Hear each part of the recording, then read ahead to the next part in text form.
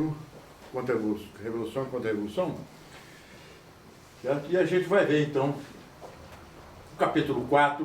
O primeiro capítulo ele faz uma pergunta, que é o que é um contra-revolucionário. Então, a gente pode responder sobre esse aspecto com dois tipos de contra-revolucionário, que é o contra-revolucionário Estado atual e o contra-revolucionário Estado potencial.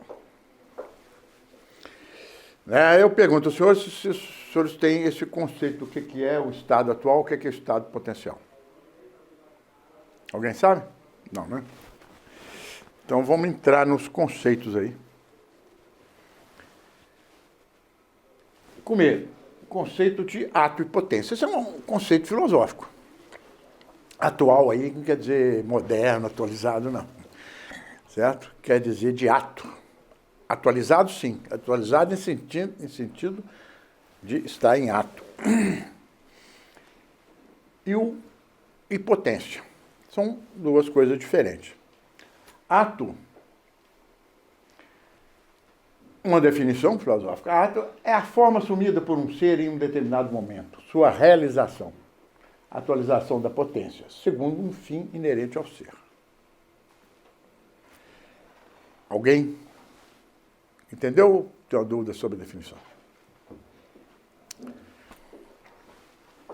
Nós vamos esclarecer daqui um pouquinho com exemplos. Potência é aquilo em que é possível algum ser se transformar em virtude desse fim próprio. Correto? Então ele tem a potência para se transformar naquilo que é o fim dele. Vamos exemplificar que fica mais fácil. Uma semente de manga, ela vai gerar uma mangueira. Não vai dar uma goiabeira, nem vai dar uma macieira. Vai dar uma mangueira. É uma semente. A semente, então, ela tem a mangueira, a semente de manga, ela tem a mangueira em potência. Correto? Enquanto que, depois que começa a brotar e crescer, a mangueira é em ato já. Ela já é a realização, a atualização daquela potência. Então, toda semente, ela tem tudo que precisa para uma mangueira. Ela só vai crescer com nutrientes, essas coisas todas que a natureza, que Deus colocou perfeita aí na natureza para formar. Então, a semente é uma mangueira, a semente de manga é uma mangueira em potencial. Como a semente de uma pera é a pera em potencial, a semente de qualquer fruta, né? De uma macieira, de uma maçã é... Também, como o ovo, é em potência uma ave. Ou da galinha seria uma galinha ou um galo, não importa, né? De uma... Né? Alguém entende? Certo? Tem alguma dúvida? Mais algumas definições sobre os filósofos. Então, Aristóteles diz que, em outras palavras, o ato é a própria existência de algo, enquanto que a potência é tudo aquilo que um determinado ente pode vir a ser. Para São Tomás, ato é compreendido como o que já é. E Lúdico ad Ancestis, isso quer dizer o que já é. A atualidade de uma coisa, certo? Que ela é já feito ato. E a potência, por sua vez, é tida como o que pode ser, pode vir a ser. Então ele tem potência para aquilo. Bem entendido? Então nós vamos conceituar o que é um contra-revolucionário em estado atual. Quer dizer, em ato. Já é ato o quê? O que já é, já está realizado. Não é assim? Então ele já é um contra-revolucionário. Correto? Compreendido? É porque esse conceito está lá, isso aí está na SR. Então, se a gente passa por cima disso aí, lá simplesmente o Dr. Plínio não entrou nesses detalhes, de ficar explicando o que é ato e potência. Ele colocou lá e isso está lá. Você tem que olhar as duas formas. Revolucionário atual, revolucionário potencial. Então, o revolucionário atual, o que é? Primeira condição para ser um contra-revolucionário atual, quer dizer, um contra-revolucionário verdadeiro, já pronto, ser contra-revolucionário, é que ele conheça a revolução, a ordem e a contra-revolução. Em seu espírito, ele tem que ter o espírito de um contra-revolucionário, quer dizer, ele tem esse fundo de alma, não só de boca para fora, né? Então tem no seu espírito, conheça suas doutrinas, seus métodos respectivos, da contra-revolução e da revolução. Ele, segundo ponto, ele ama a contra-revolução, a ordem cristã, e odeia a revolução e a anti-ordem. Porque a revolução é exatamente a anti-ordem. A revolução trabalha para fazer o contrário da ordem. Então, a revolução trabalha para a anti-ordem. Certo? Esse é que é o papel. A revolução faz. É quebrar a ordem cristã, estabelecida pelos princípios que nosso Senhor Jesus Cristo ensinou. E Deus nos revelou. E faz desse amor, esse terceiro é muito importante, faz desse amor, desse ódio, o eixo em torno do qual gravitam todos os seus ideais, preferências e atividades. Enfim, a vida dele tem que ser em torno desse amor, ele tem que amar esse negócio e montar a vida dele de acordo com isso. Aí ele é um contra-revolucionário verdadeiro ou contra-revolucionário em estado atual. Tá bem? Se tiver alguma dúvida? Como isso se relaciona com a contra-revolução tendencial? Porque se ele tem no espírito... Estão falando uma definição, o que é um contra-revolucionário. Não estão falando de revolução, né? Então, isso aí nós vamos misturar dois conceitos aí. Mas o que você quis perguntar é como ele se protege da revolução tendencial? Ele atua, né, na contra-revolução tendencial. Como é que ela atua? Quando você tem um espírito contra-revolucionário, você tem... Vamos chegar mais na frente, você vai entender um pouquinho mais. Porque essa eu vou falar aqui muito tempo para ver o que é. Primeiro, o que é revolução tendencial, por que é. E eu disse, ele conhece todas as doutrinas, meios, certo? E de ação, de todos, tanto da revolução quanto da revolução. Então ele conhece isso aí. Se ele conhece, ele odeia o que é a revolução tendencial também, e odeia e ama o que é a contra-revolução tendencial. Correto? Muito teórico. Porque eu estou te falando de alguém que é contra-revolucionário. Tá? Não estou falando de pessoa comum lá, não. Estou falando de uma pessoa que é contra-revolucionário, conhece as doutrinas, ama a contra-revolução, odeia a revolução. Entendeu isso? Depois, um pouquinho mais na frente, vai entender. Alguém tem mais uma pergunta? Então, isso aqui, ele faz a vida dele em função daquilo. Então, é a mesma coisa, você fala, o católico, o que ele tem? Primeiro, amar a Deus, amar a Igreja Católica. Quem ama a contra-revolução ama a Igreja Católica, porque a revolução, o objetivo dela prático é destruir a Igreja Católica. Correto? Então, o contra-revolucionário já pronto, quer dizer, o verdadeiro contra-revolucionário, então tem tudo isso. Vamos passar agora para um conceito. Aí vamos ver lá. Isso aí é muito interessante, porque muita gente acha o seguinte, mas eu tenho que estudar a contra-revolução, tenho que estudar isso, fazer aquilo, tenho que saber tudo. Olha, a doutrina católica é de tal forma, ela tem uma tal sabedoria, porque é coisa de Deus, que não importa o grau de instrução. Toda pessoa, do mais ignorante, coitado, mais simples, mais humilde, mais ignorante, analfabeto, tem condição de conhecer o suficiente para se salvar, até o mais sábio dos teólogos. Só que nosso Senhor fala, a cada um vai ser exigido aquilo que ele foi dando.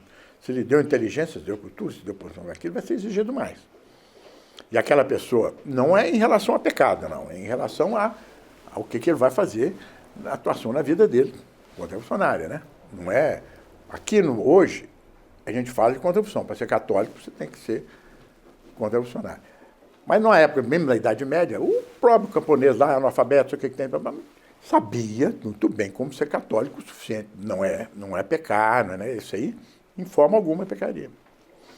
Mas então essa sabedoria da doutrina católica, entendeu? Porque ela foi ensinada por Deus, independe do grau, né? Nós podemos falar aqui, por quem conhece mais os evangélicos, eles falam assim, você tem que estudar a Bíblia. Como é que um sujeito meio analfabeto vai estudar a Bíblia? E mesmo um sujeito que sabe ler, mas não tem instrução, como é que ele vai entender aquela linguagem da Bíblia? Não entende. Aí você sai cada besteira por aí, que é uma coisa horrorosa. A doutrina católica não é isso. Tá? Então aqui ele dá um exemplo, esse aqui está lá na ESER, o Dr. Pires fala, ele dá o exemplo de Santa Joana d'Arc. Santa Joana d'Arc, quando foi julgada, lá por um tribunal de inquisição, mas é um tribunal, né, falso e coisa, o pessoal teólogo, o pessoal bispo, não sei, tinha um bispo lá que chamava Cochon, né? Ele, sabe o que é cochon em francês? Porco, porque o nome dele é assim, né? Mas característica, as coincidências e coisas que Deus coloca. Era o nome dele mesmo, né? Não sei o quê. Era o nome dele. Está enterrado lá na igreja, lá está lá na catedral, não esqueci de onde, mas lá no norte lá da França, da Normandia, né? Por não. Essa questão, imagina assim, se para entrar no céu, a pessoa tem que ser intelectual. Tem que ter lido não sei o quê. Não, o céu é acessível a quê? Com as condições para a pessoa ir para o céu, né? Então, Santa Joana d'Arc, uma camponesa. Santa Bernadette Soubirous, os pastorzinhos de Fátima. Pois é. Então, a essência não está no conhecimento. A santidade. São José de Cupertino, né? José de Cupertino era ignorante, onde chegou e parou. Né? Mas é um grande santo. Ele tinha um amor a Deus, que ele conta, né, que ele estava conversando assim com o outro irmão lá no convento, o irmão falava assim, você subir nas montanhas, você fica mais perto de Deus. Você vai. Aí ele se elevava e ia levitando até lá no alto da montanha. Ele era um santo desse nível. E ele não sabia nada, ele era ignorante. Sabe como é que ele entrou no convento? Ele rejeitava. Aí ele sabia um trecho da Bíblia só. Aí o pessoal, para recusar ele, falou assim, vamos pegar ele aqui, que é o seguinte, vamos abrir a Bíblia aqui em qualquer lugar e perguntar a ele sobre esse trecho da Bíblia aqui. Se ele não souber, fala que não pode. Então tá bom. Aí abriu lá, perguntar, era o único que sabia, e abriu exatamente naquele. Aí ele tinha que aceitar, entendeu? Ele era assim, mas era um santo, né? Então, mas ele não conhecia nada. Ele não conseguia aprender latim direito, não conseguia aprender. Ele não era padre, ele foi frei, né? Foi monge. Ele não conseguia nem... Mas isso também é aquela questão, né? Acho que até Santo Agostinho fala, estava até comentando com antes, agora mais cedo, né? De que o Santo Agostinho fala que a verdade se encontra dentro do homem, né? Se fosse no coração do homem, se não me engano. Se não me engano, a frase acho que é essa mesmo. Porque a pessoa está mais próxima daquilo que é o seu centro, que é o seu espírito, né? Então não importa se ela tem intelectualidade ou não, quanto mais próxima ela está mais próximo de Deus ela está, né? Isso aí. Então não importa se ele é camponês lá, mas ele está conectado com aquilo que é a imagem de Deus dentro dele, né? O espírito, né? E aí ele não importa se ele, quanto mais próximo ele está dali, e pouco importa se ele é um grande intelectual. Agora, eu não vou falar que isso é doutrina católica, não, mas eu acho, assim, é uma questão de o que eu acho. Muito mais fácil uma pessoa dessa ser humilde, porque sem humildade você não entra no céu, do que um grande intelectual. O intelectual é muito tentado a ser orgulhoso. Enquanto que o ignorante, ele é mais fácil de ser humilde. É porque o próprio conhecimento ele tende a afastar a pessoa do centro dela, do espírito dela. Pode. Ele Tem mais tentação por isso, por esse aspecto, né? Estou dizendo que não tem não, porque você tem os santos grandes doutores da igreja, porque, né, lógico. As aparições de Nossa Senhora, em sua maioria, as aparições de Nosso Senhor e de Nossa Senhora, em sua maioria são pessoas simples. São pessoas simples. O próprio Nosso Senhor pegou os apóstolos de pessoas simples, né? Os apóstolos eram pessoas simples, pescadores, né? Igual o padre falou lá hoje, lá publicano. E houve, por exemplo, aqui eu estou dando exemplos que lá na Revolução Francesa teve uma revolta, uma resistência à Revolução Francesa na Vendée. Vendée é uma região na França onde São Luís de Montfort pregou antes. E lá tinha um sentimento, uma devoção à Nossa Senhora, essas coisas. E por isso houve um florescimento de uma reação contra a Revolução Francesa. Foi massacrada. É lógico, perdeu, porque eram poucos lá, não sei o quê. Mas tinha base, praticamente simples camponeses. Simples camponeses, que não tinha muita ideia daquelas teorias de Voltaire, de Rousseau e daquela turma toda, e do Danton da vida. Não sabia, não. Eles sabia que não estava bom, que era a favor da monarquia, que a monarquia era boa, e que a Igreja Católica, se queria criar outra Igreja Católica, então não pode. E se rebelaram. Aconteceu isso em várias ocasiões na história. A Guerra de Canudos aqui no Brasil também? Também ela serve da Guerra de Canudos. Teve isso na Espanha, na Barra, teve em vários lugares. Bom, alguma pergunta sobre revolucionário atual? Porque parece que nós estamos fazendo apologia do analfabetismo, né? Não está. São Tomás, para entrar no céu, ele tinha que ter estudado, mesmo escrito toda a obra que ele escreveu, refutar os erros, Santo Agostinho e tudo mais. Então ninguém está fazendo aqui a apologia dos imbecis, não, mas do estado da pessoa que não estuda. Não é isso, não. Cada um, Deus pede a sua cota, né? O doutor Pinto está dizendo o seguinte: para ser um contra-revolucionário, não é necessário ser um filósofo, ser um grande entendido, porque senão o céu não seria acessível àqueles que não têm cultura. É apenas isso. Exatamente. Então vamos falar sobre o revolucionário em potencial. Então ele é uma semente. Como? É uma semente, ele tem uma semente de contra-revolução dentro dele, mas é que ela não aflorou ainda muito, né? Mas ele tem isso. Vamos falar sobre isso. Depois, no quinto, por que é importante definir isso? É importante definir isso para a gente saber métodos de ações que a gente vai falar depois no quinto capítulo. E maneira de fazer apostolado. Maneira de o contra-revolucionário agir. Já? Em estado potencial, contra-revolucionários são os que têm uma ou outra das opiniões e dos modos de sentir dos revolucionários. Aí, falou modo de sentir, não é conhecimento de doutrina, mas sentindo. Você está vendo esse mundo aí e sente que esse negócio não está certo, que isso aí tem alguma coisa de errado, porque não está certo ainda. Aí você olha, você não sabe especificar porque é isso, porque é aquilo, de onde que veio, se o mal nasceu lá no protestante, ou se nasceu na Revolução Francesa, ou se nasceu nos comunistas. Não, ele não tem essa ideia formada de um contra-revolucionário. Mas ele sente aquilo, que aquilo não está bom. Ele não se sente bem nesse mundo. Certo?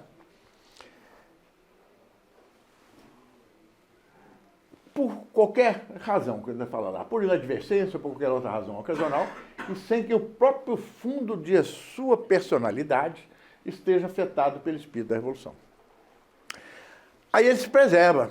O seu espírito fecha aqueles... Não é tudo da revolução, né? Mas pelo menos o principal da revolução, né? Que é o abandono da igreja e a destruição da igreja. Então ele sente que aquilo ali não está bom. Então é alguém que tem isso em germe, em semente, em espírito, em potencial. Tá? E o que é? Alertadas, aí entra a parte. Esclarecidas e orientadas, essas pessoas adotam facilmente uma posição contra-revolucionária. É isso aí que eu precisava. esclareceu para ela? Com quantas pessoas aqui aconteceu coisa desse tipo? Você pode contar. Alguém aqui pode falar que viveu uma operação assim, mais ou menos? Pode falar, pode falar. Você viu? Bom, com certeza. Com certeza. Guilherme, te contou, falou, realmente é isso aí. Estava procurando uma coisa, vai lá na missa tridentina, vai não sei o quê, mas como é que vai? Não, agora explicou para ele a revolução, é isso aí mesmo. É real mesmo. Quando nós fizemos caravana na época do Sínodo, que estava acontecendo lá na Alemanha, assim, a mídia joga muito notícias pro povinho, né? Os bispos alemães estão realizando casamentos homossexuais, isso é outro top. Daí você pegava o público de rua, assim, aquela doninha de casa, o pessoal mais simples, você explicava ali superficialmente para ela, né? Só dava a noção do que estava acontecendo mesmo. E na hora parece que acendia uma luz na cabeça, né? Pois é. O pessoal, nossa, é isso mesmo, eu estava preocupado e tudo mais, agora você me esclareceu, muito obrigado, é interessante. É isso aí. Graça nesse sentido. Ele tinha um espírito potencial da contra-revolução. Correto? Então, essa é uma diferença. O contra-revolucionário já tem isso tudo aí, trabalhou. Em reunião anterior, a gente falou sobre revolucionário de marcha rápida, marcha lenta, o pessoal pode lembrar disso aí, eu não vou repetir tudo isso, entendeu? O contra-revolucionário potencial difere desses todos três aí. Ele é contra-revolucionário. Ele não é semi-contra-revolucionário. Nem é revolucionário. Porque um semi-contra-revolucionário é o quê? É aquele que tem muitas coisas, mas ama alguma coisa da revolução e não cede naquilo. Né? Vamos dar um exemplo aí. Vou à missa tridentina, faz isso, faz aquilo, mas ela adora festival de rock. E não larga o rock. Ué, mas não tem jeito, né? O sujeito que gosta de rock não é católico, né? Certo? Então esse aí é um semi-contra-revolucionário. O revolucionário com coágulos é o contrário, é aquele que aceitou tudo, ama que as coisas da revolução, mas, por exemplo, esse aborto eu não aceito, né? Nesse ponto eu não aceito, mas o resto tudo eu aceito. Senhor Celso, o semi-contra-revolucionário, ele está numa situação mais complicada do que o revolucionário com coágulos? Eu não sei o que é complicado, especifica para mim. Eu sei o que é, quer dizer, o que o senhor quer dizer?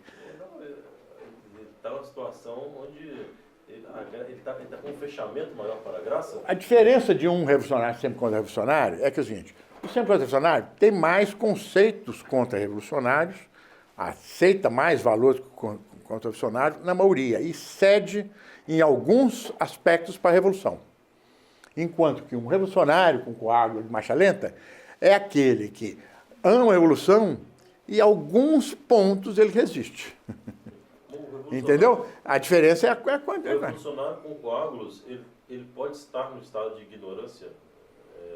Não, existe. A gente, aí vai ser uma análise particular, né? Porque existe ignorância culposa, ignorância que é invencível, e a maioria das pessoas tem ignorância culposa, né? Não conhece porque não quer, porque não quis estudar, não sei o quê, mas já recebeu graça para ver isso aí. Quem vive desse mundo com essa informação toda de internet, o que tem, já tem suficiente informação para poder questionar e recebeu graça para isso. Mas insiste e não aceita. Então eu não vou entrar nesses conceitos de novo, porque nós vamos ficar aqui toda a vida, né? Então ele não é um semi-contra-revolucionário, certo? Nem revolucionário de lá. Aqui eu vou falar uma coisa, mas por que existem essas pessoas, então, no mundo? Por que tem alguém que tem sentimento contra-revolucionário? Por quê? A primeira resposta que se dá é a graça, né? Mas como se dá essa questão dessa graça? Né? Então, vamos falar um pouquinho. Vamos falar um pouquinho dessa graça. Dá licença um minuto.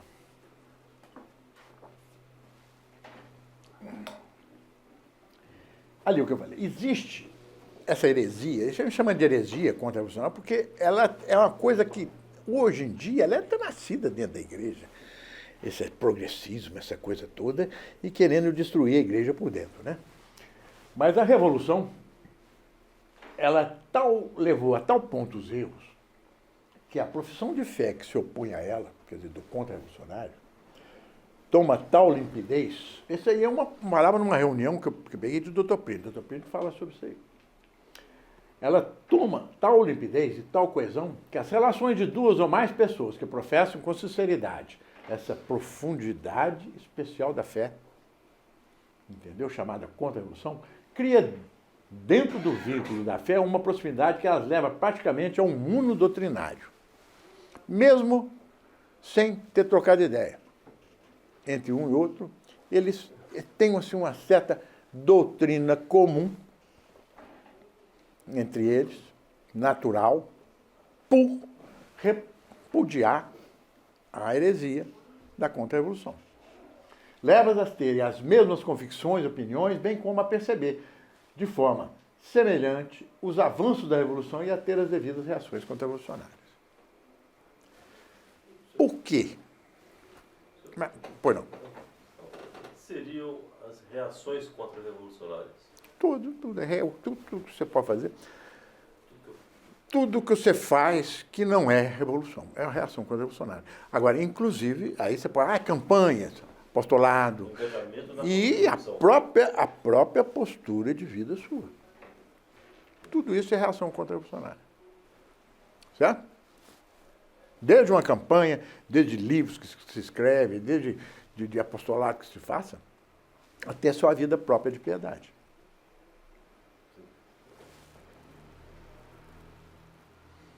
Ok? Mas carece um pouquinho de explicação isso aí. Mas de onde vem isso aí? É graça. Por que dá isso? É graça. Embora você pode ter um raciocínio ou outro, né? Aí você fala assim, não, eu sou contra, então eu sou contra o aborto, contra o homossexualismo, contra essas coisas todas, mas tudo bem.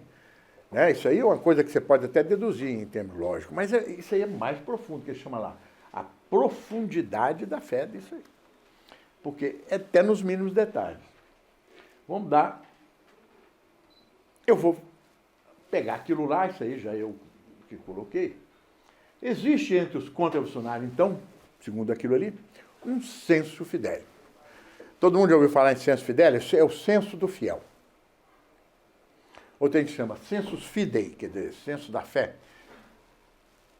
Sensus fidélio é o senso do fiel. Alguém já ouviu falar? Todo mundo já ouviu falar, né? Sabe o que é mais ou menos isso? Quer uma explicaçãozinha ou posso pular? Fica só nisso. Pois não? Uma explicação. Então vamos falar um pouquinho. Bom, é lógico, palavra católico e contra-revolucionário hoje, você não vai ser contra-revolucionário sem ser católico, nem vai ser católico sem ser contra-revolucionário. Católico verdadeiro. Por quê? A revolução, se tem o objetivo de destruir a igreja, o contra-revolucionário tem que... O católico tem que ser contra-revolucionário, tem que ser contra essa revolução. Isso aí é óbvio, né? Significa não fazer concessões à revolução. Também. Significa ser fiel. Vou voltar aqui, ligando aqui, ó. Sensus fidélio. O que é fidélio? É fiel. Quem que é o fiel?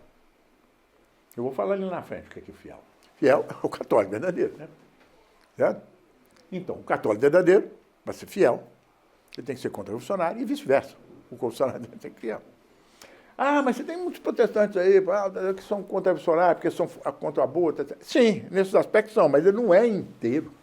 Ele tem uma parte, que foi o início da Revolução, que é a questão de ser protestante. Né? Mas eles pararam ali, ficaram parados. É aquele revolucionário de marcha lenta, parou ali, ou com coagos. Para da frente eu não vou, daqui para frente eu não vou. Bom, então, ao fiel, o Espírito Santo propicia uma noção de ortodoxia genérica. Não uma ortodoxia estudada, específica, que ele sabe a suma teológica de cor. Não é isso, não. Por não. Não é que ele tem uma ortodoxia genérica. É específica de saber teologia, saber as coisas de cor. Não isso. Né? Ele tem uma ortodoxia genérica, imponderável, que não é raciocinada, mas é mais como que sentida. É o chamado senso fidélio. Tá? É o senso do fiel. Porque o Espírito Santo dá isso. Nosso Senhor prometeu, na última ceia, falou, vou deixar o Espírito Paráclito, que é o Paráclito, que é sinônimo quase de advogado, né? Que vai dar graças para a pessoa poder seguir. Porque sem a graça a gente não consegue seguir os mandamentos e os ensinamentos do nosso Senhor Jesus Cristo. Correto? Através do batismo, a pessoa recebe a graça santificante, que proporciona ao homem tornar-se justo e santo, agradável a Deus. Com a graça santificante, as 3 virtudes teologais, fé, esperança e caridade, também são infundidas. Fé, esperança e caridade são hábitos. Hábitos é que a pessoa tem o costume de fazer. Predisposições da alma que a tornam capaz de agir e de se comportar em conformidade com elas. Então não é ter uma ciência, não. Pois não, Henrique? Só uma coisa que eu fiquei em dúvida. A questão da fé ser um ato... Quando a pessoa fala, por exemplo, fazer um ato de fé, isso você encaixaria esse ato dentro do hábito também? O ato de fé é algo que a gente faz, isso com o costume você vai aumentando a sua fé. Você vai lá na hora da comunhão, você faz um ato de fé. Eu creio na presença real do nosso Senhor Jesus Cristo, na Eucaristia, e aí eu adoro meu Senhor, meu Deus, nessa Eucaristia, como meu Senhor, meu Deus, como Criador, Redentor, etc. Você faz aquela adoração, porque você tem uma fé, e você fez um ato de fé, assim, eu creio naquilo. Quanto mais você faz um ato de fé, no seu dia a dia, no seu corpo, aquilo vai aumentando a sua fé. Certo? Não sei se respondi. Respondeu, muito obrigado. Tudo bem aí? Então, uma maneira pela qual a virtude teológica da fé se torna efetiva é, entre outras coisas, o senso fidel. Quer dizer, é esse senso que nos é dado por um dom do Espírito Santo. Embora não esteja especificado entre os 7 dons do Espírito Santo, mas esse é um dom que tem, entendeu? O que existe, o dom do Espírito Santo é a fé, mas essa efetividade do senso fidel não está especificada entre os dons, dos 7 dons do Espírito Santo, mas faz parte do dom da fé. Essa eficácia pode, em senso positivo, quer dizer, de maneira positivamente, possibilitar uma visão mais profunda da verdade revelada, uma compreensão mais clara dela e uma profissão mais forte da fé. Certo? Enquanto que, negativamente, o senso fidel age como uma espécie de sistema imunológico contra as heresias, contra os desvios, sem se entender muito da doutrina. É um sentir. Certo? Nesse senso fidel repousa, portanto, a paz da promessa divina até a infalibilidade passiva da igreja. Ou seja, a igreja, então, ela é infalível. Estou dizendo na hora de dizer, essa passividade aqui não quer dizer na hora de promover novos dogmas, essas coisas não. Mas a infalibilidade da igreja já como promessa do nosso Senhor Jesus Cristo, que ela não vai errar nunca. Certo?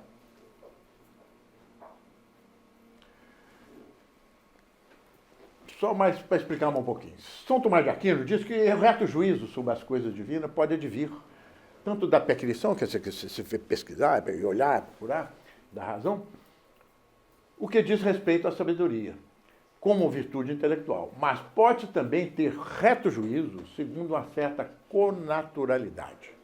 Então vamos falar um pouquinho o que é que São Tomás fala sobre connaturalidade da pessoa com as coisas divinas, o que diz respeito à sabedoria enquanto dom do Espírito Santo. São Tomás denomina connaturalidade como compaixão e afinidade, tudo a caracterizar o senso fidel, como se fosse um sentido espiritual dado à alma pelo Divino Espírito Santo, tornando-o apta a sentir as coisas divinas, como o animal sente pelos 5 sentidos. Na Suma Teológica ele escreve lá o que é connaturalidade. Né? A respeito da caridade, aquele que aprendeu a ciência moral julga bem em consequência de uma inquirição racional. Enquanto aquele que tem o hábito da castidade, ele pratica a virtude, entendeu? Julga bem por uma certa connaturalidade com ela. Porque é um homem que pratica a virtude, ele é puro. Por exemplo, a Santa Maria Goretti ela tinha 13 anos, quando o sujeito tentou violentar. Ela resistiu àquilo, ela não tinha consciência de toda a doutrina, não. Mas ela tinha um senso fidélio, sabe por que ela era muito fiel e pura? E aquilo rejeitou a ponto de preferir morrer do que se entregar. Essa, por exemplo, Santa Maria Gorete é um caso, claro, de um senso fidélio dessa, entendeu? Julgar bem de acordo com a naturalidade, porque ela praticava a castidade como virtude exímia. E preferiu morrer. Assim, portanto, que diz respeito à santidade divina, ter um julgamento correto em virtude de uma inquirição da razão pertence à sabedoria, que é uma virtude intelectual. Mas julgar bem as coisas divinas por modo da connaturalidade pertence à sabedoria enquanto dom do Espírito Santo. Isso é que ele escreve lá. E aí, isso é intimamente ligado com um dogma da comunhão dos santos. Certo? Porque a gente sabe que o dogma da comunhão dos santos, todos os santos que pertencem à igreja, todos os fiéis, entendeu? Tem uma comunhão. E tudo aquilo que atinge um, atinge o outro. Então, que leva o fiel a sentir com a eclésia. Então, é a questão. Houve uma época do arianismo que praticamente lá na igreja, lá no Oriente, estava aquele Oriente todo praticamente ariano. Aí surgiram alguns poucos santos, como Santo Atanásio, que é um dos grandes santos dessa época, a resistir contra aquilo. Ele foi até punido pelo Papa, foi exilado, não sei o que tem, o Papa errou em relação a isso. Então, mas o povo, de uma maneira geral, não aderiu. O que estava mais corrompido pelo arianismo era a cúpula da igreja, era a hierarquia eclesiástica. O povo não. O povo ficou com Santo Atanásio. Por quê? Ele não conhecia a doutrina que as coisas... porque nosso Senhor Jesus Cristo é só Deus, só homem, só tem uma vontade, não sei o quê. Aquelas coisas de arianismo, que eu não vou me entrar aqui em detalhe, que eu também não sei muito, só sei que estava errado. Mas então, eles não aceitaram aquilo. Não aceitaram. O povo não aceitou, ficou. Pelo senso fidel. Certo? Simplesmente por sentir. Não é sentir com sentidos, assim, evidentemente, como você sente uma dor. Não é ver propriamente, como você vê alguma coisa. Entendeu? Mas é aquilo que a alma tem de mais profundo, um sentido de heterogeneidade, quer dizer, de coisas diferentes, né? De afinidade e compaixão com a igreja. Você está afim com a igreja e tem a compaixão com a igreja. Então, eu sentir com a eclésia. Certo? E hoje, mais do que em qualquer época, a igreja, se tem uma paixão, não é que você tem que ter compaixão com a igreja. E a gente tem que sentir isso, essa dor, eles estão tentando destruir a igreja, o que eles estão fazendo com a igreja. Por exemplo, essa semana todo mundo ficou escandalizado com esse negócio lá da França, lá, né? De um desfile lá com a Santa Ceia, uma coisa horrorosa, montaram um negócio lá, uma blasfêmia de todo tamanho, todo mundo viu isso aí, né? Uma coisa, todo mundo tem que falar, mas que é essa compaixão junto com ela, tem sofrimento junto com a igreja, porque ela está sofrendo. Isso é sentir com a igreja. Bom, por que a gente entender sobre isso aí? Então, agora quer saber o seguinte, se entender um pouco sobre o senso fidélio, porque isso é dado como dom do Espírito Santo para o fiel, para o católico verdadeiro, tá certo? Então, ficou claro aí. Como o católico e contra-revolucionário são a mesma coisa, esse senso fidélio traz aquela potencialidade de contra-revolucionário, mesmo aquele que ainda não conheceu a doutrina, não estava, não pratica. Correto? Ficou entendido isso? Plenamente. Alguém ficou com dúvidas sobre isso? Bom, aí a segunda pergunta é, para quê? O que eu falo? Para que saber isso aí? Que importância que tem isso aí? A importância tem em relação às táticas da contra-revolução. E uma das coisas que a contra-revolução faz é apostolado. E por apostolado também isso é importantíssimo, você saber uma noção dessa assim, para saber como é que age. Não é classificar as pessoas, não. Mas você sabe, você chegou pela uma pessoa, não, ela não tem aquilo, mas você vê que ela tem uma indignação com o mundo. Tem uma indignação com o que está acontecendo com a igreja, Ou seja, você sabe que ela tem um potencial contra-revolucionário. Certo? Ah, ele é sempre contra-revolucionário? Não. Ele tem um potencial contra-revolucionário. Porque, sem ninguém falar com ele, ele rejeita e tem uma certa indignação. Então, essa aí é uma das primeiras coisas que a gente apostolado deve saber. Não adianta você pegar um progressista, um cara da teologia da habitação, convicto daquela ideologia dele, tentar virar a cabeça dele, não dá. É a mesma coisa se tentar virar uma cabeça de um protestante, de convicto ali, você não consegue. O cara mete a Bíblia, isso aqui, começa a falar com aquelas coisas todas. A maneira mais fácil de converter uma pessoa dessa assim é rezar. Reza por ela, se você tem um interesse por ela, você reza por ela. Mesmo se não tiver interesse, pode rezar por ela. Se não tiver amizade, interesse que eu falo assim, se tiver uma amizade, tiver alguma coisa, uma ligação, um familiar ou qualquer coisa, tem que rezar por ela, porque discutir isso não vai. Agora, quando uma pessoa demonstra uma indignação com o estado atual do mundo, e principalmente com o estado da igreja, você sabe que ela tem um potencial contra-revolucionário. Correto? Pois não. Como é que um rapaz vai saber o estado atual da Igreja Católica se ele não conhece a igreja anterior, como era ela, como a igreja era? Pelo sentir com a eclésia, pelo senso fidélio. Se ele for um católico e quer ser católico mesmo, ele tem a graça disso aí, e isso está nele. A hora que você fala com ele, todos aqui que você conheceu tinha isso aí, com certeza. Todos aqui.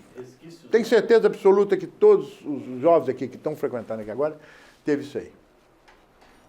Não antes de conhecer toda a disposição da doutrina, tinha uma certa indignação com o mundo e com o da igreja, com o que estão fazendo lá nas celebrações das missas, essas coisas todas. Entendeu? O que dá isso? É aquilo que nós falamos todo antes lá. É o senso fidélio. Tá certo?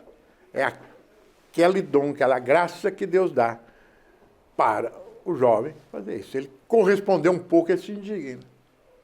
Fica indignado. Isso corresponde com a graça da contra-revolução? Também. Exatamente a mesma coisa? Também. Aí essas coisas se misturam.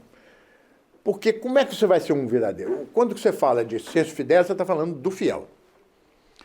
Mas como você vai ter um fiel no mundo de hoje? É pela graça. Correto? Entendeu isso? Tudo depende de graça. A nossa piedade, a nossa perseverança, tudo é graça de Deus. Celso, essa reação conservadora que hoje nós vemos no Brasil, ela vai na linha dessa graça? Sim, claro, e muito. É só na linha dessa graça, praticamente. Não é só no Brasil, isso é no mundo. Sim. Não acho que só no Brasil, não. Tem acontecido. Eu perguntei aqui, Sônia, foi para quem que eu perguntei que tinha visto pro Rubens. Uma moça lá está estudando lá em Paris, lá na Sorbonne, está estudando lá uma coisa lá, e ela postou um negócio falando que existe um renascimento jovem lá, que a França não é aquele negócio dessa abertura da Olimpíada, não, daquele desfile blasfemo, não, que isso não é a França. A França está nascendo, e fala disso lá. A Holanda, que sempre foi um país muito, mas muito, se aposta, saído. As coisas, por exemplo, primeiro a botar aborto, primeiro a botar eutanásia, primeiro legalização de drogas. E lá na Holanda está nascendo também um pessoal jovem muito, muito forte. Certo? Aqui na Itália, mais do que na Itália. Embora na Itália está tendo isso também. Mas lá tem um núcleo da TFP com mais gente. Na Itália não tem. Sabendo que o contra-revolucionário, que é o já feito, o contra-revolucionário potencial e o revolucionário. Você tem que diferenciar. O revolucionário é o cara que não tem essa indignação, não tem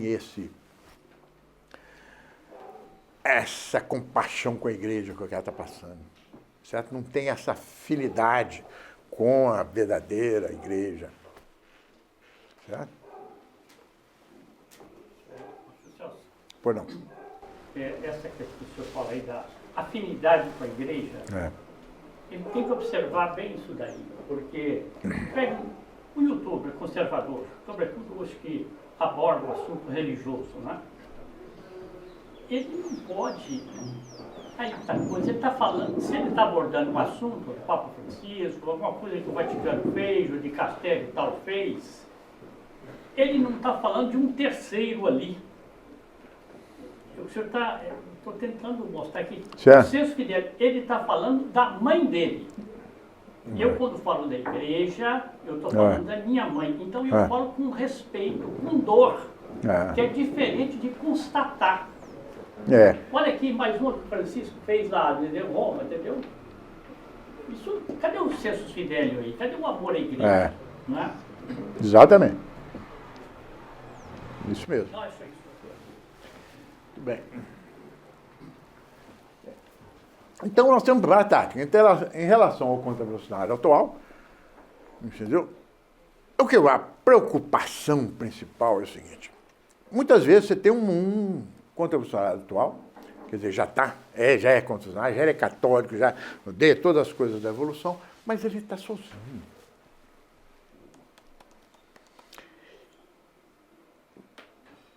Uma das estratégias principais, entendeu? É juntar esse pessoal numa coisa única. Porque se você não havia sozinho, não vai dar quase nada hoje. No mundo de hoje não vai dar. Você vai querer, não, eu rezo lá, vou à missa, sei o quê, mantenho, odeio, estudo aí, papapá, mas levo minha vida sozinho. Não. Quando é funcionário, ele tem duas coisas. Ele tem que se apoiarem mutuamente, ele tem que procurar fazer apostolado. Em outras palavras, eu estou falando sobre isso aí. Tá? Ele possui uma clara visão das coisas. Esse é a música fundamental, nós já falamos e tal. Por isso tem uma noção lúcida das desordens do mundo contemporâneo, das catástrofes que se acumulam no horizonte, principalmente da igreja. Mas ele tem que se juntar. Ele não pode ser isolado. Tá? Então é o que está aqui. Ele não pode, tá, ficar sozinho. Então a gente, quando a gente percebe, encontra um, tem que tentar puxar. Vem cá, vamos apoiar um ao outro. Vem cá. Encontra um revolucionário verdadeiro. Essa é uma das táticas. Esses são mais raros de se encontrar. O mais fácil de encontrar são os revolucionários em potencial. Não em ato. Certo? Não já com toda a doutrinação própria. Alguma dúvida? Os grandes exemplos históricos também, desde as escrituras, Santo Elias tinha Santo Eliseu, Jesus Cristo tinha os apóstolos, depois Carlos Magno tinha os pares dele, sucessivamente. É claro, você tem que ter. Ué.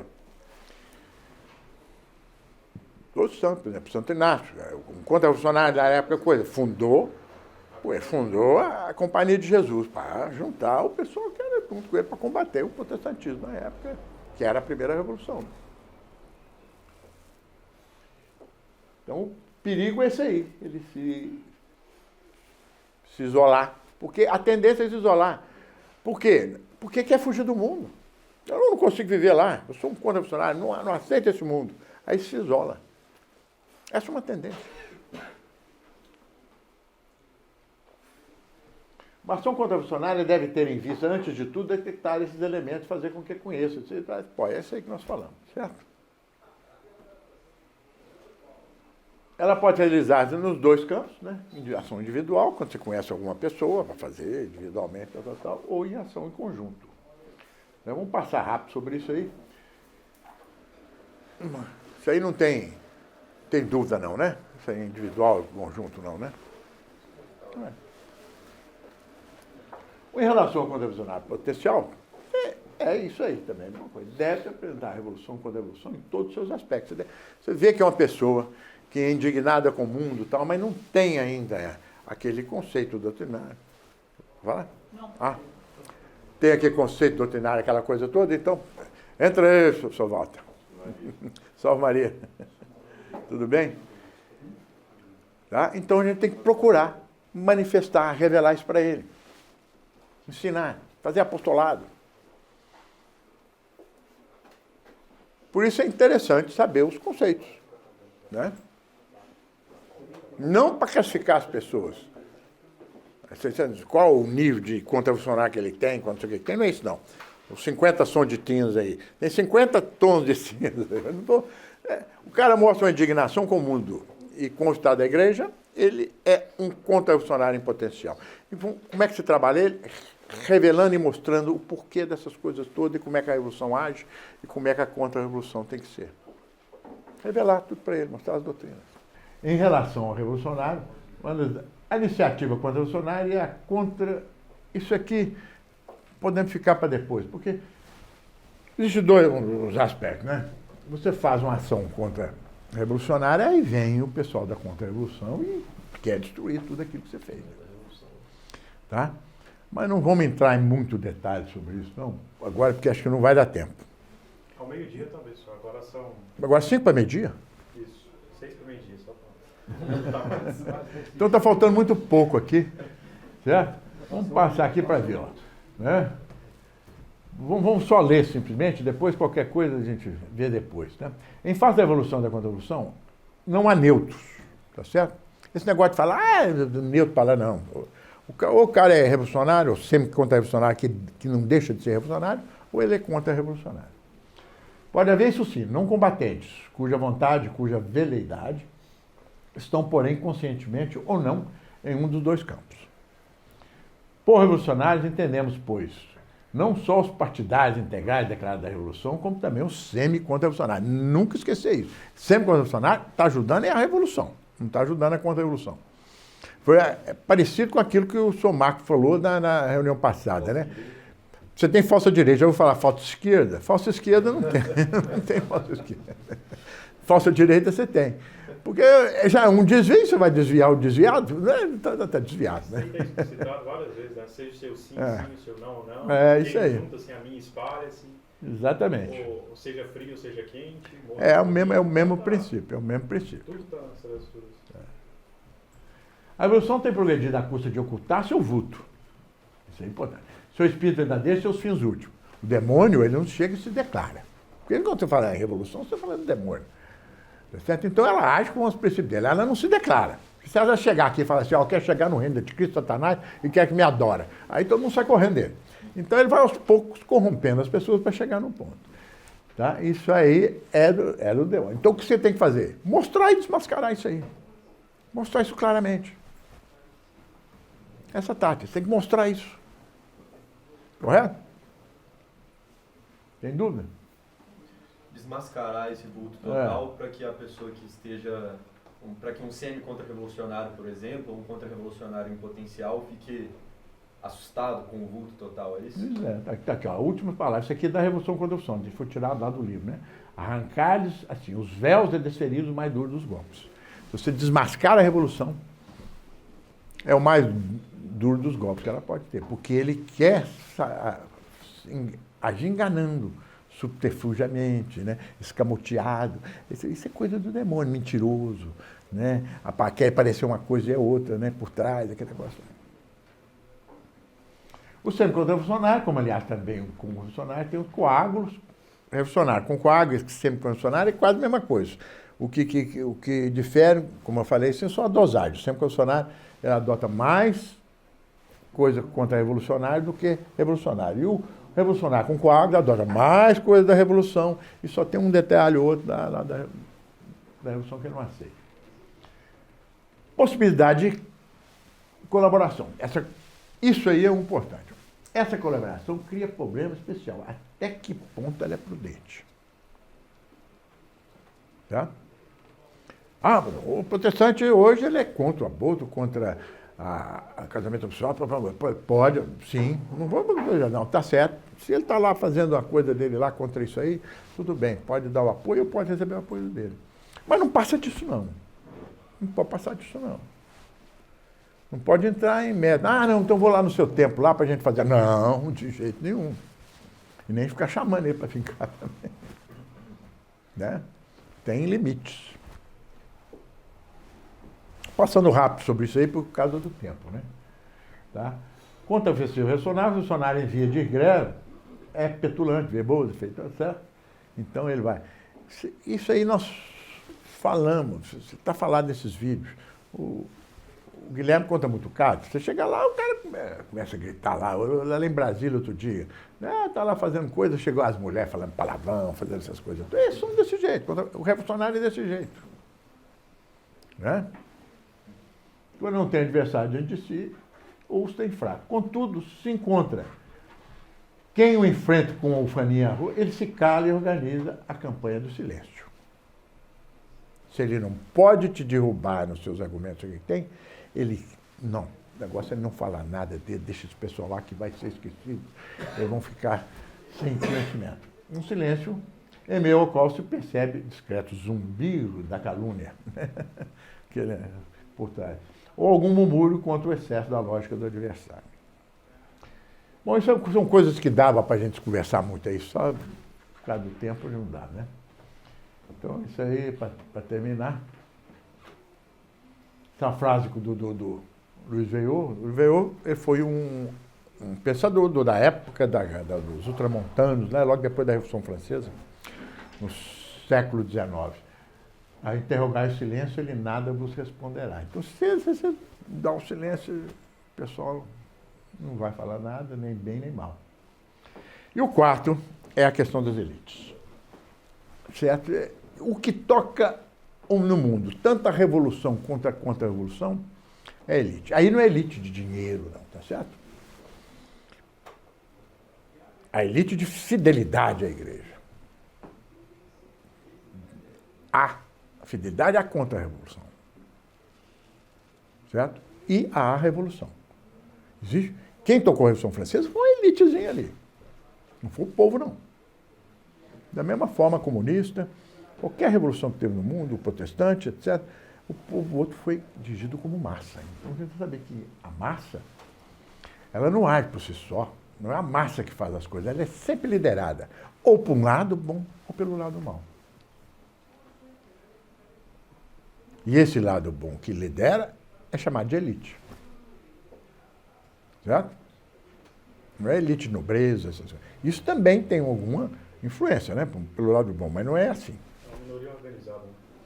É a minoria que consegue exercer influência sobre a massa e conduzir as massas. Tá? Então aí fala sobre isso aí, passando o filme, chegamos no tempo. Mas a ideia é se um dia pode conversar sobre isso, tá bom? Por fim, nosso Imaculado Coração Maria triunfará.